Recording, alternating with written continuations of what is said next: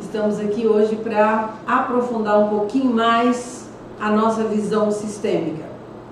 Uma participante dos nossos grupos de constelações me pediu para falar sobre as ordens do amor.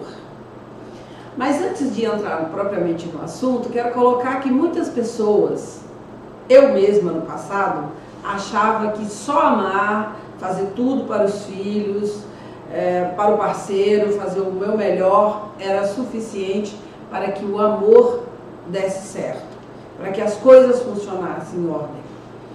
E eu acabei descobrindo com isso, com as constelações familiares, que além do amor, é preciso ter o conhecimento, o autoconhecimento e o conhecimento das leis que regem as relações humanas, a ciência dos relacionamentos.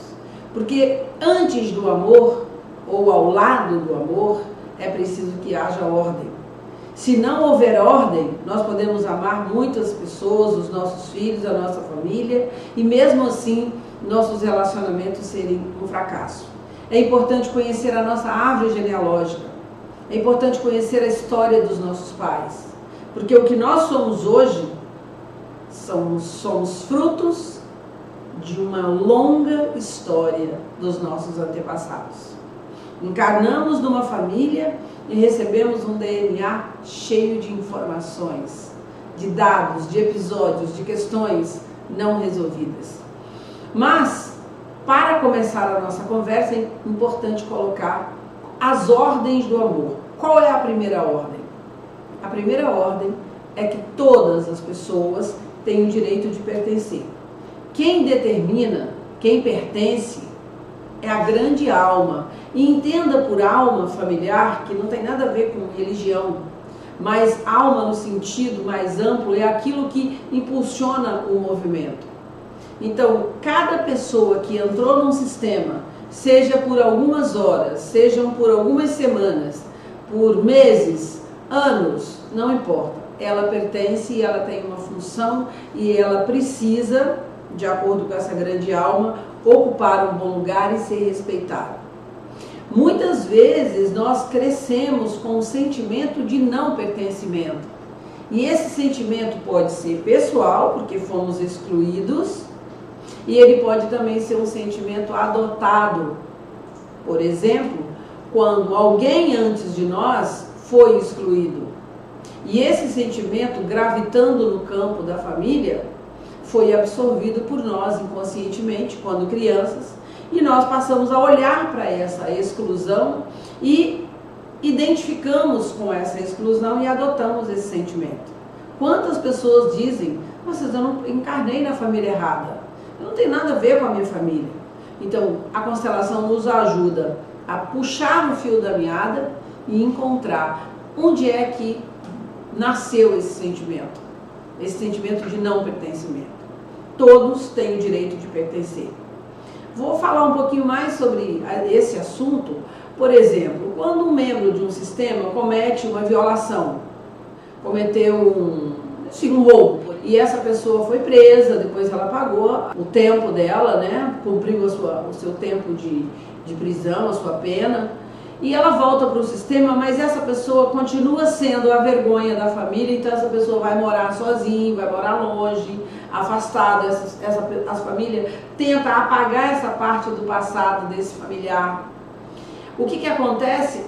Esse sentimento de exclusão dessa pessoa, ele fica como uma exigência dessa grande alma no campo, e alguém terá que representar esse sentimento, alguém vai adotar esse sentimento.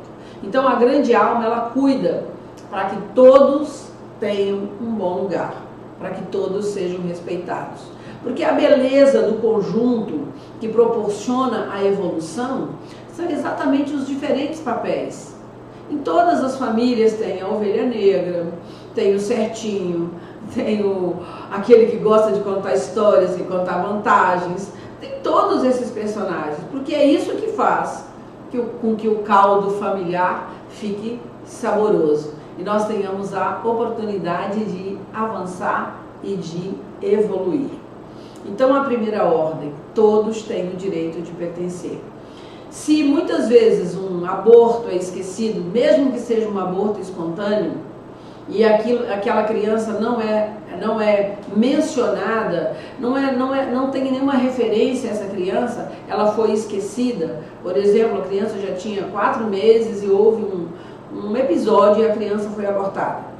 Esse sentimento de exclusão pode estar no campo. E muitas vezes nós detectamos que essa criança, ela fica gravitando no campo familiar até ela ser reconhecida. Então, um sistema tem a sua força quando todos são honrados. É importante abrir um espaço para falar sobre o seguinte: o que os pais fazem não é dar conta dos filhos, na maioria das vezes. Mas no caso de uma exclusão, por exemplo, de um aborto, é muito importante que esse segredo, se foi mantido em segredo, que ele seja trazido à luz, porque isso traz implicações para os outros filhos, principalmente se for uma criança abortada. Porque quando as pessoas não sabem o seu lugar, por exemplo, numa família de 7, 5 foram abortados, ou sejam espontâneos ou provocados. E aí tem aqueles 2 filhos que acham que eles são filhos únicos, quer dizer, ou são tratados como se fossem filhos únicos. Mas para eles é um peso muito grande, muitas vezes, estar vivos, porque eles sentem energeticamente, inconscientemente, que é muito pesado ocupar aquele papel, porque tem algo que eles têm que carregar. E muitas vezes pode manifestar um comportamento estranho, uma distância, depressão, um sentimento de isolamento. A constelação pode nos trazer luz a esse aspecto, digamos assim, obscuro, que atuam dentro dos sistemas. Vamos trazer uma outra questão. Quando um homem se divorcia e entra numa nova relação, mas o primeiro relacionamento terminou de uma forma dolorosa, de uma forma desrespeitosa ou desonrosa. É possível e há uma grande chance dessa pessoa que foi excluída, desonrada, ser representada por um dos filhos do novo casal. E aí nós vemos uma dinâmica que é quando a felicidade de alguém acontece em detrimento da infelicidade de outra pessoa. E isso muitas vezes é muito pesado. Não é? O pai precisa assumir a sua responsabilidade para tirar essa criança que precisa representar no novo sistema aquela pessoa do sistema anterior que foi desrespeitada. A constelação é uma técnica que pode nos ajudar a harmonizar esse campo, a colocar cada um no seu lugar, para que cada um assuma suas responsabilidades e tirar as crianças da beira do abismo. A segunda ordem é a hierarquia. Quem determina essa hierarquia não é alguém que é mais poderoso dentro do sistema, não é alguém que tem mais dinheiro, enfim, não é alguém que é mais culto, mas é a ordem de chegada que determina a hierarquia. Então, quem vem primeiro precisa ser respeitado como quem vem primeiro. Então, quando nós violamos essas ordens, nós podemos causar alguns transtornos para as nossas vidas. Vamos listar aqui alguns deles. Não poder constituir ou criar uma nova família, estar amarrado na família de origem, sentir culpa inconsciente que pode gerar doenças, dificuldades no campo profissional, depressão e muitos outros sintomas. Então, quando nós desrespeitamos a hierarquia, nós acabamos nos comprometendo. Diante dos nossos pais, nós somos sempre pequenos. Quando nós queremos carregar algo pelos nossos antepassados, nós somos sacrificados. Isso acontece inconscientemente, porque isso funciona como um desrespeito. Então, deixar para eles o que é deles significa respeitar e honrar. Deixar com os nossos pais o que pertence a eles significa se colocar pequeno diante deles que vieram primeiro e deixar com eles a responsabilidade pelas suas ações. Muitas vezes, na ausência de um pai, um filho ou é tomado para ocupar esse lugar, ou ele salta à frente e fica ao lado da mãe para ocupar o lugar do pai. Isso é um desrespeito. você sempre será o primeiro, o segundo ou o terceiro filho. Então, tem coisas que não é possível mudar. Não é possível mudar a hierarquia. Quando alguém tenta mudar ou assumir algo pelo outro, ou tenta ocupar um lugar que não é seu, essa pessoa é sacrificada. Mas Eunice, de que forma que eu sinto, que eu vou sentir, ou como é que eu posso mudar isso? É uma postura interna. Como que eu vou respeitar o meu irmão mais velho por se ele só faz coisas erradas, se ele não é um exemplo para mim? Deixe com ele aquilo que pertence a ele. Ele veio primeiro. Respeite apenas como aquele que veio primeiro do que você. Concorde com o destino dele. Muitas vezes esse problemático, ou esse que carrega um destino desafiante, ele está fazendo isso para que você possa bater asas e voar. Alguém teria que olhar para algo. Muitas vezes, filhos mais velhos são aqueles que são responsáveis por manter a tradição familiar. Então, respeito sempre. Quem veio depois precisa respeitar quem chegou antes. Um parceiro ou parceira do segundo casamento, nesse momento, tem prioridade. Mas o primeiro casamento, ou a parceira ou parceiro do primeiro casamento, tem precedência. Os filhos também, e precisam ser respeitados como quem vem primeiro. É sempre importante colocar que o amor, o respeito, a honra é uma atitude. Eu posso não estar sentindo absolutamente nenhuma vontade de me curvar diante de alguém, porque o meu orgulho, porque o meu ego, enfim. Mas para minha própria proteção e dos meus descendentes, eu faço até que isso seja algo natural dentro de mim. Né? Nós aprendemos de algumas maneiras. Uma delas é através da repetição, a outra é através do sofrimento. Então, mesmo que eu não sinta vontade de me curvar diante de alguém, né? Mas eu preciso entender que se eu não respeito o meu parceiro, os meus filhos também não me respeitam. Se eu não respeito os meus pais, os meus alunos também não me respeitam. Não é? Então, se eu não me respeito, que eu vim primeiro, né? Antes do que qualquer outra pessoa, eu vim primeiro. Então, se eu não me respeito, as outras pessoas também não me respeitam.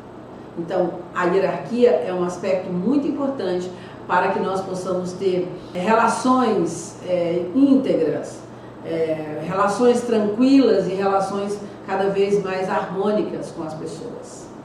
A terceira ordem é o equilíbrio entre o dar e receber. É preciso haver um balanço, um equilíbrio nessa dualidade entre dar e receber. Quando alguém só quer receber e não quer dar, essa relação não tem sobrevivência. O contrário também é verdadeiro. Mas existe um aspecto muito importante que é a relação entre pais e filhos, em que nessa relação não existe o equilíbrio entre o dar e receber. Porque os nossos pais nos deram a vida, foram veículos para que nós chegássemos aqui, encarnássemos nesse planeta. Então eles têm um lugar especial como pais, que precisa ser respeitado, honrado. E a forma que nós temos de equilibrar essa relação é fazendo o mesmo com os nossos filhos ou investindo a nossa energia em algo construtivo para o mundo.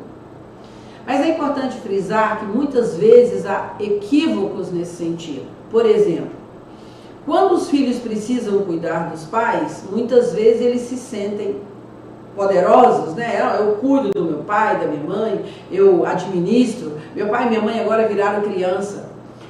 Se para você não se envolver num emaranhamento sistêmico, é preciso que você cuide dos seus pais com amor e com humildade. Porque se você deixar o ego exacerbar, você pode criar um emaranhamento não só para si, mas para as gerações seguintes. Porque diante dos pais nós seremos sempre pequenos. Muitas vezes eles não dão conta. Você vai ajudá-los a administrar a sua vida como filho ou como filha, não como pais deles. E isso acontece muitas vezes no automático. Eu vejo no dia a dia essa situação acontecendo, de jovens dizendo, meu pai, minha mãe está esquecida, meu pai está esquecendo, eu vou ter que tomar conta disso, vou ter que fazer. Respeite o time dos seus pais, ok? Para que você seja protegido de emaranhamentos desnecessários. Haja com humildade, administre isso com humildade. É um grande exercício e um grande aprendizado para todos nós. Um outro aspecto é que muitas vezes os filhos cuidam com dó, com uma pena terrível dos pais.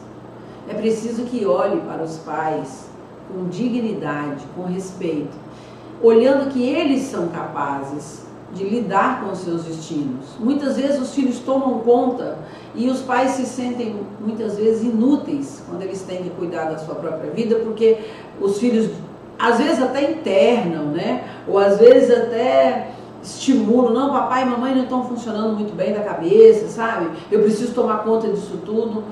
É melhor recuar, é melhor respeitar e fazer somente a sua parte, conforme eu disse antes, para que não haja emaranhamentos desnecessários. O Bert Helling diz: o medo do envelhecimento é o medo de perder a dignidade.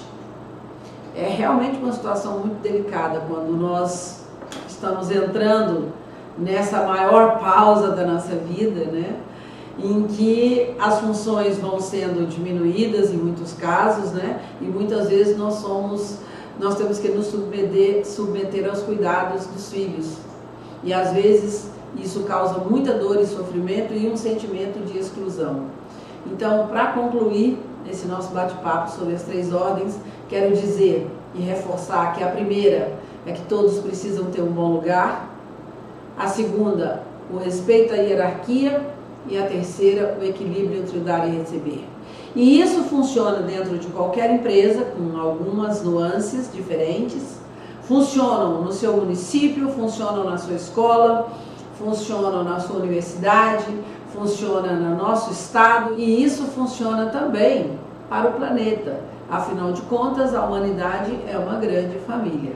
E resumindo, as 3 ordens são: todos têm o direito de pertencer, todos precisam ter um bom lugar. É um momento de incluir os excluídos da nossa família para resgatar a integridade do nosso sistema. Segunda ordem é que todos precisam respeitar a hierarquia. A hierarquia é determinada pela alma, que é a essência do movimento de cada família.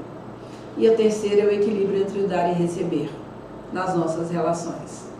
Bert Hellinger, o criador dessa técnica, nos deixou esse legado incrível que está colaborando com esse momento de transformação do planeta, juntamente com inúmeras outras técnicas que favorece o encontro desse bom lugar dentro de nós, que é um lugar ou um bom lugar para cada um. Ative o sininho, compartilhe com seus amigos e participe. Dê o seu like aí, para que a gente continue aqui compartilhando esses momentos com vocês. Porque é preciso falar muito sobre esses temas, até que isso entre na nossa cabeça, desça para o nosso coração e transforme as nossas vidas. Porque nós temos um destino maravilhoso, que é sermos muito felizes. Devemos isso aos nossos antepassados, a nós mesmos e a toda a vida, porque afinal de contas somos uma obra-prima do universo. E estamos, como diz a música maior, cada dia melhor do que antes. Até o nosso próximo encontro.